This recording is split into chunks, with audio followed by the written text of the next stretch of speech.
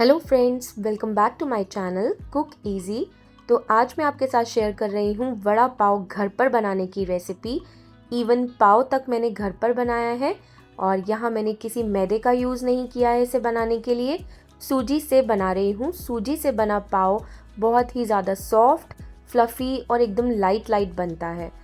इसे बनाने के लिए बहुत सारे टिप्स एंड ट्रिक्स फॉलो किए जाते हैं। अगर आप भी परफेक्ट पाव घर पर बनाना चाहते हैं तो इस रेसिपी को आप ज़रूर देखें। अगर आपको वड़ा पाव बनाना नहीं आता है या फिर सूजी के पाव बनाने नहीं आते हैं तो ये रेसिपी आप ही के लिए है। बहुत सारे टिप्स एंड ट्रिक्स हैं, उन सबको फॉलो करके आप एकदम परफेक्ट वड़ा पाव घर पर बना सकते हैं। बहुत ही टेस्टी रेसिपी है, घर में सबको बहुत पसंद आती है ये। तो इस रेसिपी को ट्राई करें, आप भी बनाएं और अगर पसंद आए तो मेरी वीडियो को लाइक, शेयर और मेरे चैनल को सब्सक्राइब ज़रूर करें। तो चलिए फटाफट से स्टार्ट करते हैं वड़ा पाव बनाने की रेसिपी। तो वड़ा पाव बनाने के लिए सबसे पहले मैं ईस्ट को बबल्ड अप करूँगी। तो मैंने एक बोल में गुनगुना पानी ले लिया है 3/4 कप जितना, और इसमें 2 चम्मच जितनी मैंने देसी खांड डाल दी है। आप चाहें तो आप रिफाइंड शुगर का भी यूज़ कर सकते हैं। और अब मैं डाल रही हूँ यहाँ पर 1 चम्मच अच्छे से भरकर ईस्ट। ये मेरा एंजल ब्रांड का ईस्ट है, इंस्टेंट ड्राई ईस्ट के नाम से आता है। ये सबसे बेस्ट ईस्ट होता है। तो इसी से मैं पूरा पाव बनाकर रेडी करूँगी। तो इसको मैंने ढककर थोड़ा सा बबल्ड अप होने के लिए रख दिया है। अब एक परात में मैं ले रही हूँ यहाँ पर 3 कप जितनी सूजी। ये बारीक वाली सूजी है, बहुत ज़्यादा मोटी सूजी का यूज़ नहीं करना है। और अब डालेंगे यहाँ पर 3 टेबलस्पून यानी 3 चम्मच भर के मिल्क पाउडर, आधी छोटी चम्मच से भी थोड़ा सा कम करके नमक, और इन सारी चीज़ों को अच्छे से मिला लेंगे सबसे पहले। तो सारी चीज़ें मैंने मिक्स कर ली हैं, ईस्ट भी बबल्ड अप हो गया है। अब इन सारी चीज़ों के साथ ईस्ट को मिक्स करेंगे और साथ में थोड़ा थोड़ा पानी लेकर इसका अच्छा सा सॉफ्ट सा डो बना लेंगे।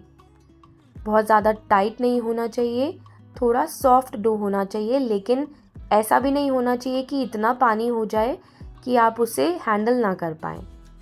तो थोड़ा थोड़ा पानी डालें और सॉफ्ट सा डो बना लें। सूजी है, सूजी पानी बहुत ज़्यादा पीती है।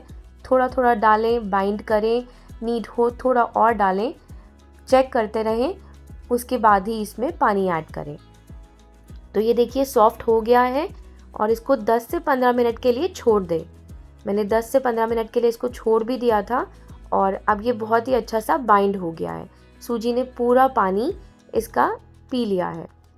लेकिन अभी मुझे लग रहा है कि इसे और थोड़ा सा सॉफ्ट होना चाहिए, तो मैं इसमें थोड़ा थोड़ा पानी ऐड करूँगी और इसे गूंदती जाऊँगी ताकि ये स्मूथ हो जाए और थोड़ा सा सॉफ्ट हो जाए।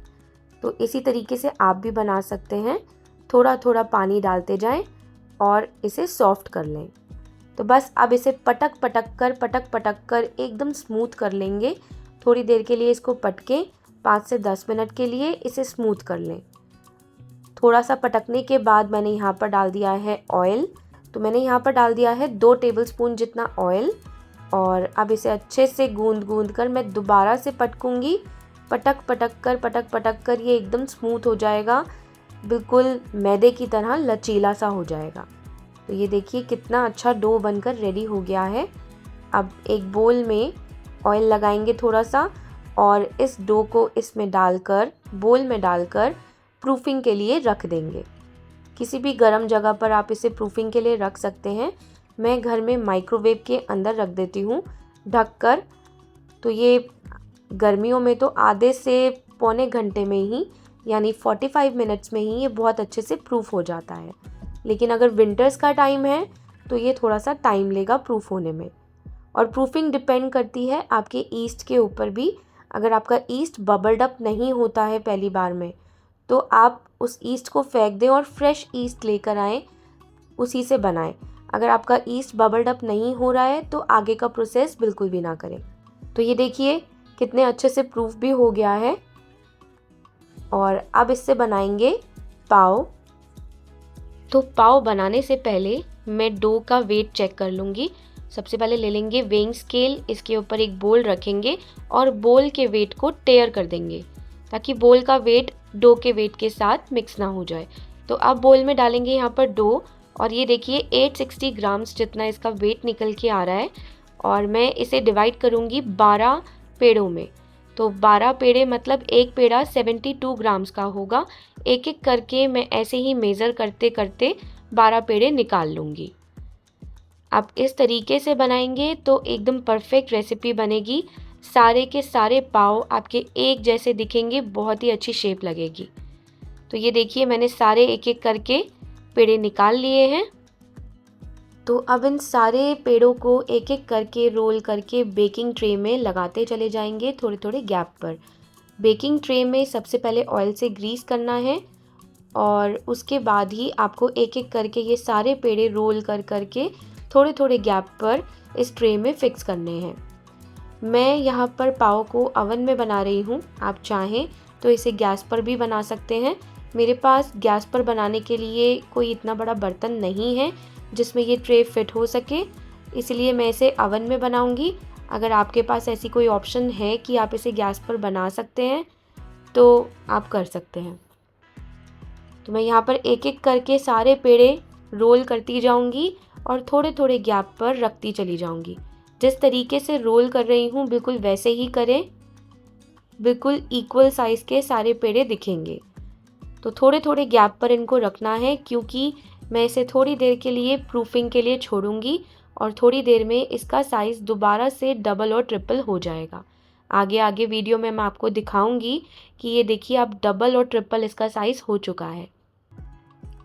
तो ये देखिए सारे पेड़े मैंने एक एक करके लगा लिए हैं, बस एक लास्ट वाला भी लगा लेते हैं। सारे पेड़े ट्रे में लगाने के बाद थोड़े थोड़े गैप पर इन्हें कर देंगे क्योंकि मैं इसे थोड़ी देर के लिए प्रूफिंग के लिए रखूँगी। ये अपने साइज़ से ये डबल और ट्रिपल हो जाएंगे, तो इन्हें थोड़ी सी जगह चाहिए, थोड़ा सा खुला खुला इसे रखेंगे यहाँ पर। और अब करेंगे इसके ऊपर मिल्क वॉश। मिल्क वॉश नहीं करना है तो आप एग वॉश भी कर सकते हैं, पर आपको मिल्क या फिर एग वॉश कुछ ना कुछ ज़रूर लगाना है। बेक करते हुए मिल्क वॉश और एग वॉश करने से इसके ऊपर बहुत अच्छा कलर आ जाता है। और अगर आप चाहें कि आपको तिल चिपकाने हैं या कोई और नट्स भी आपको चिपकाने हैं तो आप इसके ऊपर लगा सकते हैं मिल्क वॉश और एग वॉश करने के बाद। तो ये देखिए मैंने सारे पेड़ों को मिल्क वॉश कर लिया है, अच्छे से करना है। और इसके बाद मैं इसके ऊपर लगा दूंगी थोड़े से वाइट तिल, ताकि जब ये बनकर आएंगे बहुत सुंदर दिखेंगे। तो अब थोड़ा थोड़ा इसके ऊपर वाइट तिल लगाएंगे। तो अब मैं पाव को दोबारा से प्रूफिंग के लिए छोड़ दूंगी किसी गर्म जगह पर। मैं इसे दोबारा से माइक्रोवेव में ही रखने वाली हूँ, बिना ढके ही रखूँगी 15 से 20 मिनट्स के लिए। बस 15 से 20 मिनट्स के बाद देखिए कुछ इस तरह का दिख रहा है। मैंने आपसे कहा था सारे गैप्स ख़त्म हो जाएंगे, ये अपने साइज़ से डबल और ट्रिपल हो जाएगा। तो बस अब ये डबल और ट्रिपल साइज़ में आ गया है 15 से 20 मिनट्स में। मैंने पहले से ही OTG को भी प्रीहीट करके रखा है 200 डिग्रीज़ पर। अब मैं इसे बेक पर लगाऊंगी, बेक ऑप्शन ही चलाऊंगी OTG में। दोनों रॉड्स ऑन रहेंगी, ऊपर वाली भी और नीचे वाली भी, और इसे बेक करेंगे। तब तक बेक करना है जब तक कि ऊपर अच्छा सा कलर ना आने लगे, लेकिन बहुत कड़क नहीं करना है, इसे कलर आने तक का वेट करना है। मुश्किल से 20 से 25 मिनट लगते हैं पाव को बनने में। तो 20 से 25 मिनट से ऊपर अगर आपका जा रहा है, अगर आप बेक करते जाएंगे तो ये बहुत कड़क हो जाएंगे, सॉफ्ट नहीं होंगे। तो बस बाहर निकालते ही मैंने इसके ऊपर बटर से अच्छे से ग्रीसिंग कर दी है और इसके ऊपर रखेंगे थोड़ी देर के लिए गीला कपड़ा। तब तक रखना है जब तक कि ये पूरी तरह से ठंडा नहीं हो जाता है। तो थोड़ी देर कपड़ा रखने के बाद अब ये देखिए पूरी तरह से ठंडे हो गए हैं। मैं इन्हें प्रेस कर रही हूँ, ये वापस से अपनी शेप ले रहे हैं। मतलब इन्हें प्रेस कर रही हूँ और ये वापस से अपनी शेप ले रहे हैं और कितने सॉफ्ट हो गए हैं। मैं आपको इसे डीमोल्ड करके भी दिखाती हूँ, बहुत ही अच्छे बनते हैं। बस सूजी के जो पाव रहते हैं, अगर आप उसे ओपन में छोड़ देंगे तो ये बहुत जल्दी ड्राई हो सकते हैं। तो आपको जब भी इसे खाना है फ्रेश बनाएं, इसमें कोई केमिकल्स नहीं है, कोई प्रिजर्वेटिव्स नहीं है, कुछ नहीं है। मैं जब भी कुछ बनाती हूँ पाव से रिलेटेड, पाव भाजी या वड़ा पाव, तो मैं इन्हें फ्रेश बनाती हूँ और फ्रेश ही सारा काम करती हूँ। तो वड़ा पाव बनाने के लिए पाव तो मैंने रेडी कर लिया है, अब बना लेंगे वड़े। तो वड़े बनाने के लिए मैंने यहाँ पर ले लिए हैं 6 उबले हुए आलू, और इन आलूओं को मैंने एक दिन पहले ही बॉईल करके फ्रिज में छोड़ दिया था, ताकि इनमें जो पानी रहता है वो पूरी तरह से सूख जाए। तो अब एक प्लेट में इन आलूओं को डालकर एक मैशर की हेल्प से अच्छे से इनको मैश कर लेंगे। मुझे एकदम आटे की तरह ये मैश चाहिए, इसमें बिल्कुल कोई भी मोटा मोटा आलू नहीं चाहिए।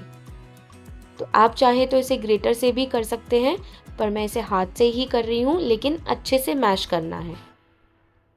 अब मैं ले रही हूँ लहसुन अदरक कूटने वाली। इसमें मैं डालूंगी 2 से 3 हरी मिर्चें, आप अपनी टेस्ट के अकॉर्डिंग ले सकते हैं। और साथ में ले लेंगे थोड़ा सा अदरक, उसको छोटे छोटे पीसेस में काट के डालेंगे। और 4 से 5 लहसुन की फलियां लेकर इसे फटाफट से पीस लेंगे। इसका पिसा हुआ जो फ्लेवर आता है बहुत ही ज़बरदस्त आता है, तो इसी तरह से कूट कर मैं डालती हूँ उसमें।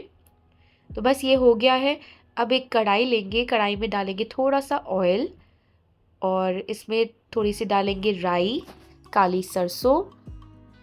राई को थोड़ा सा फूटने देंगे। जैसे ही फूटने लगती है इसमें डालेंगे पिसा हुआ लहसुन, अदरक और हरी मिर्ची। आलू का मसाला बना लेंगे वड़े बनाने के लिए, बहुत ही ज़बरदस्त बनता है ये खाने में। तो मैंने यहाँ पर लहसुन, अदरक और हरी मिर्ची कुटी हुई डाल दी है। थोड़ा सा कड़ी पत्ता डालेंगे और इन सारी चीज़ों को लो फ्लेम पे हल्का हल्का पका लेंगे। अब डालेंगे यहाँ पर थोड़ी सी हींग, थोड़ा सा हल्दी पाउडर, क्योंकि आलू के ऊपर अगर आप हल्दी पाउडर डालेंगे तो वो हो सकता है कच्चा रह जाए, तो मैं हल्दी पाउडर को यहीं पका रही हूँ पहले से। तो बस ये सारी चीज़ें मैंने थोड़ी थोड़ी पका ली हैं। अब इसके ऊपर डालेंगे मैश किए हुए आलू। आलू बहुत अच्छे से मैश होना चाहिए, इसमें मोटा मोटा आलू बिल्कुल भी ना दिखे। तो बस ये मैंने डाल दिया है सारा कुछ। इसे अच्छे से मिलाएंगे मसालों के साथ, इसको सबसे पहले अच्छे से मिक्स कर लेंगे। तो अब मैं डाल रही हूँ यहाँ पर थोड़ा सा नमक स्वाद अनुसार। तो बस ये देखिए आलू का मसाला बनके रेडी हो गया है। बहुत ही फ्लेवरफुल बनता है, टेस्टी लगता है ये खाने में। एक प्लेट में निकाल कर मैं इसे पूरे में फैला दूंगी, ताकि ये थोड़ा सा ठंडा हो जाए, तभी हम इसके वड़े बना पाएंगे। नहीं तो अभी ये बहुत ज़्यादा गर्म है, मैं इसे छू भी नहीं पाऊंगी। तो इसे एक प्लेट में पूरा फैला देते हैं अच्छे से। ये देखिए मैंने पूरा प्लेट में फैला दिया है। इसको 2-3 मिनट के लिए ऐसे ही छोड़ दें, थोड़ा सा ठंडा होने दें, उसके बाद इसके वड़े बनाते हैं। तो जब तक ये ठंडा होता है तब तक हम बना लेते हैं बेसन का घोल। तो बेसन का घोल बनाने के लिए मैं ले रही हूँ यहाँ पर 1.5 कप जितना बेसन, और थोड़ा थोड़ा पानी डालकर एक घोल रेडी कर लेंगे, जैसे आप पकोड़ों के लिए बनाते हैं।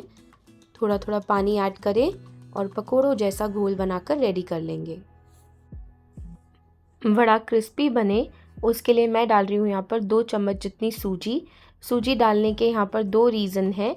एक तो कभी आपका बेसन का घोल अगर पतला हो जाता है, तब आप यहाँ पर थोड़ी सी सूजी डालेंगे तो बेसन का घोल वापस से गाढ़ा हो जाएगा। दूसरा रीज़न है सूजी डालने से वड़ा थोड़ा सा क्रिस्पी होता है।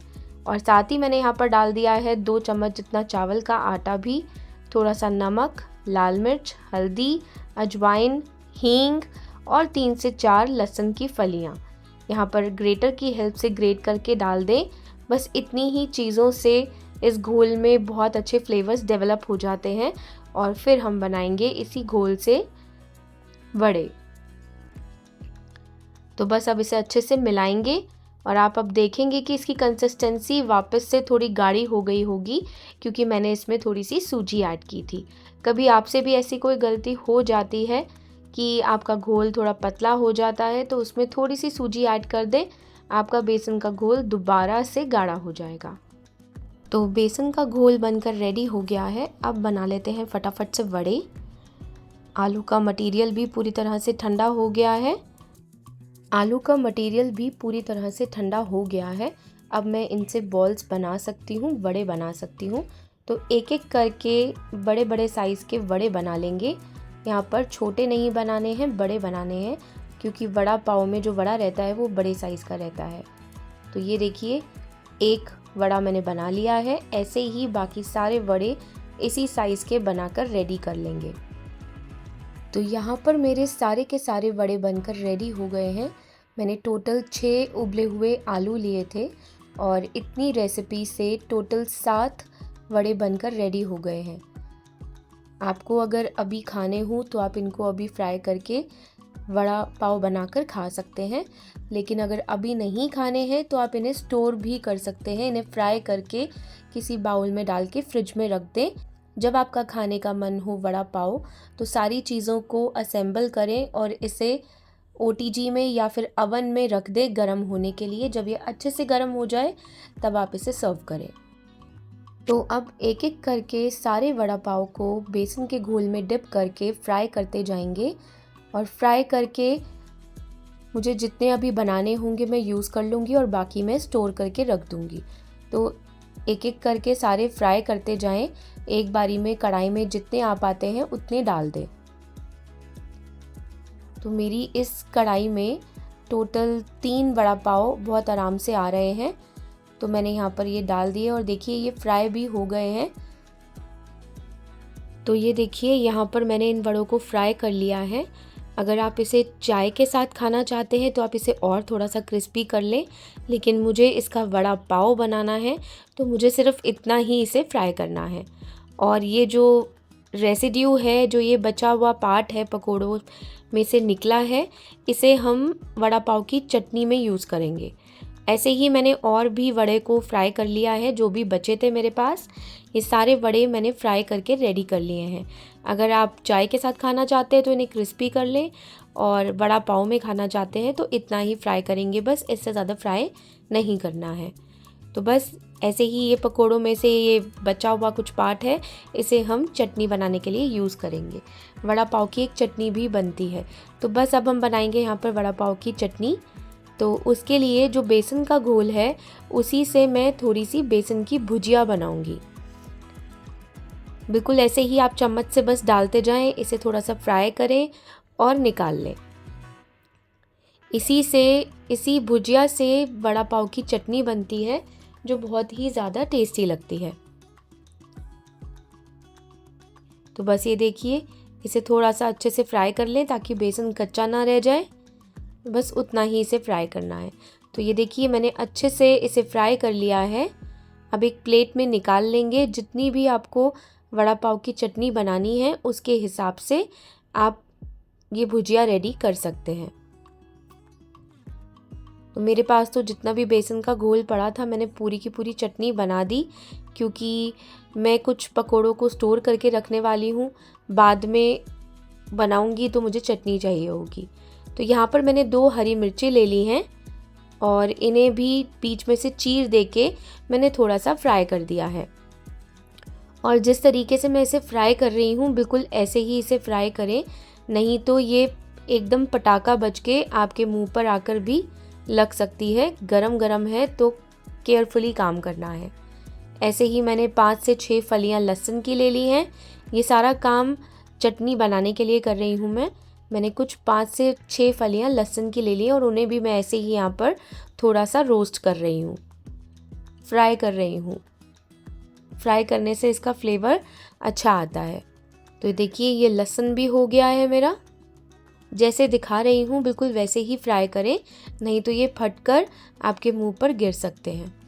और अब ले ली है मैंने रॉ मूंगफली, कच्ची मूंगफली है। इसे भी थोड़ा सा फ्राई कर लेंगे जिससे ये थोड़ा सा रोस्ट हो जाएगी। तो ये देखिए ये भी मैंने फ्राई कर ली है। बस हल्का सा कलर आने तक ही इसे फ्राई करना है, बहुत ज़्यादा फ्राई नहीं करना है। और जैसे फ्राई करके दिखा रही हूँ सारी चीज़ों को बिल्कुल वैसे ही करना है। तो ये देखिए चटनी बनाने की, वड़ा पाव बनाने की सारी तैयारी हो गई है। भुजिया भी बनकर रेडी हो गई है, मूंगफली भी फ्राई हो गई है, वड़ा पाव के लिए वड़ा भी बनकर रेडी हो गया है। तो अब बना लेते हैं फटाफट से वड़ा पाव की एक चटनी। जितनी भी भुजिया मैंने फ्राई की है वो सारी इसमें डाल देंगे। आपको कम बनानी है तो आप कम बना सकते हैं। मेरे पास तो जितना भी बेसन बचा था मैंने सारी की सारी भुजिया फ्राई कर दी। कुछ मेरे घर में सबने खा ली और जो बची है उसकी मैं यहाँ पर चटनी बना रही हूँ। और साथ में डालेंगे यहाँ पर फ्राई की हुई मूंगफली। 2 टेबलस्पून भर के मैं डाल रही हूँ यहाँ पर कश्मीरी वाली लाल मिर्ची, थोड़ा सा डाल रही हूँ यहाँ पर चाट मसाला। मैंने यहाँ पर लहसुन की फलियाँ भी डाली हैं, लेकिन मैं आपको वीडियो में दिखाना भूल गई हूँ। तो बस ये सारी चीज़ें जो भी मैंने फ्राई की थी हरी मिर्ची को छोड़कर, वो सारी चीज़ें वड़ा पाव की चटनी में डालना है और इसे दरदरा सा पीस लेना है। पल्स मोड पर इसे पीसना है। तो बस ये देखिए वड़ा पाव की चटनी भी बनकर रेडी हो गई है। अब सर्व करते हैं वड़ा पाव जल्दी से। तो मैंने यहाँ पर जो पाव बनाए थे उन्हें मैंने क्लिंग रैप करके रख दिया था, ताकि जब तक मैं वड़े की तैयारी, इसकी चटनी की तैयारी, सारी तैयारियाँ कर रही हूँ, तब तक मेरे वड़े ड्राई ना हो जाए। तो बस अब मैंने क्लिंग रैप हटा दिया है और जितने पाव मुझे चाहिए अभी वड़ा पाव बनाने के लिए, उतना पाव मैं यहाँ से निकाल लूँगी और बाकी बचा हुआ वापस से क्लिंग रैप करके बाद में यूज़ करने के लिए रख दूँगी। लेकिन ये घर के बने हुए हैं, इनमें कोई प्रिजर्वेटिव्स नहीं है, तो इन्हें आपको जल्दी जल्दी खाकर ख़त्म करना है। इन्हें आप 3-3 4-4 दिन तक स्टोर नहीं कर सकते हैं, ये ख़राब हो जाएंगे। तो बस अब देखिए पाव देखिए एकदम वाइट है, एकदम लाइट है, फ्लफ़ी है, सॉफ्ट है, बहुत ही अच्छे बन के आए हैं। आप भी इस तरीके से मैदे को स्किप कर सकते हैं और सूजी से ये पाव बनाकर वड़ा पाव में या पाव भाजी में यूज़ कर सकते हैं। तो बस मेरे पास घर में हरी चटनी बनी हुई पड़ी थी, जिसकी रेसिपी बहुत ही इजी है। आप थोड़ा सा हरा धनिया लें, उसमें हरी मिर्ची डालें, अदरक डालें, भुना हुआ जीरा डालें और काला नमक डालें और साथ में डालें थोड़ा सा नींबू। तो बस अब उसे ग्राइंड कर लें, बहुत ही टेस्टी हरी चटनी बनकर रेडी हो जाती है। तो जो मैंने वड़ा पाव के लिए चटनी बनाई थी, थोड़ी थोड़ी वो डालेंगे पाव के ऊपर और फिर वड़ा डालेंगे। वड़ा यहाँ पर थोड़ा ठंडा हो गया है, लेकिन अगर आपको इसे इंस्टेंट खाना है तो आप इसे वापस से अवन में गरम करें। ऊपर से मैं यहाँ पर हरी मिर्ची जो मैंने फ्राई की थी वो भी रखेंगे। पूरा असेंबल करने के बाद, टूथपिक लगाने के बाद आप इसे वापस से अवन में रखें और ये बहुत अच्छे से गर्म हो जाएगा। उसके बाद ही आप इसे सर्व करें। सारी चीज़ों की तैयारी करने में वड़ा एकदम ठंडा हो गया है यहाँ पर, तो इसे गरम गरम अवन में गरम करके सर्व करें। सबको बहुत अच्छा लगता है ये, और इसके फ्लेवर्स, लहसनी फ्लेवर जो इसमें आता है वो बहुत टेस्टी लगता है। तो आप इस तरीके से वड़ा पाव घर पर ज़रूर बनाएं।